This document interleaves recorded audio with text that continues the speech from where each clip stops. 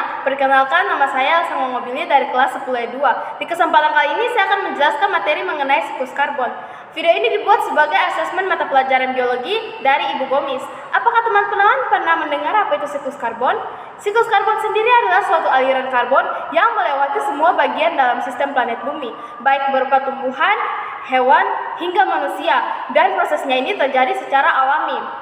Bagaimana proses daur karbon itu dapat terjadi? Yang pertama yaitu proses fotosintesis. Nah, daur karbon ini dimulai dari proses fotosintesis yang dilakukan oleh organisme autotrof seperti tumbuhan, alga, fitoplankton, dan juga bakteri. Organisme autotrof kemudian melakukan fotosintesis dengan bersumber energi matahari dan mengubah karbon menjadi gula. Gula tersebut akan menjadi makanan bagi tumbuhan dan membangun seluruh tubuh organisme autotrof. Yang kedua yaitu rantai makanan. Kemudian karbon berpindah dari organisme autotrof ke organisme heterotrof melalui rantai makanan. Pada tahapan ini, karbon digunakan untuk membangun jaringan tubuh dan mempertahankan fungsi fisiologis. Yang ketiga yaitu pernapasan makhluk hidup. Siklus karbon juga terjadi pada pernapasan makhluk hidup. Pada respirasi sel, molekul karbon dilepaskan setelah menerima oksigen, sehingga makhluk hidup yang menghembuskan karbon dioksida saat respirasi. Pada saat ini, karbon berada di dalam tubuh dan kembali ke atmosfer. Yang keempat yaitu proses dekomposisi. Selain itu juga, siklus karbon juga terjadi pada proses dekomposisi atau proses pengeluaran sisa-sisa makhluk hidup.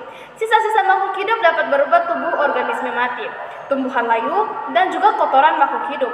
Proses dekomposisi dan dapat mengeluarkan sisa-sisa organik tersebut yang menjadi bentuk lebih sederhana, termasuk karbon. Karbon dari makhluk hidup dilepaskan ke tanah dan juga ke udara. Manfaat daur karbon yaitu mengembalikan karbon yang ada di atmosfer ke organisme hidup, fotosintesis, dan respirasi. Karbon dioksida hasil respirasi makhluk hidup dan aktivitas manusia akan menuju ke atmosfer. Jika tidak diserap oleh tumbuhan serta alga, maka akan menimbulkan efek rumah kaca.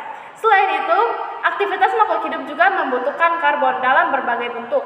Di antaranya yaitu proses respirasi, makan, fotosintesis, transportasi, dan aktivitas lainnya. Demikianlah hasil presentasi saya mengenai daur siklus karbon.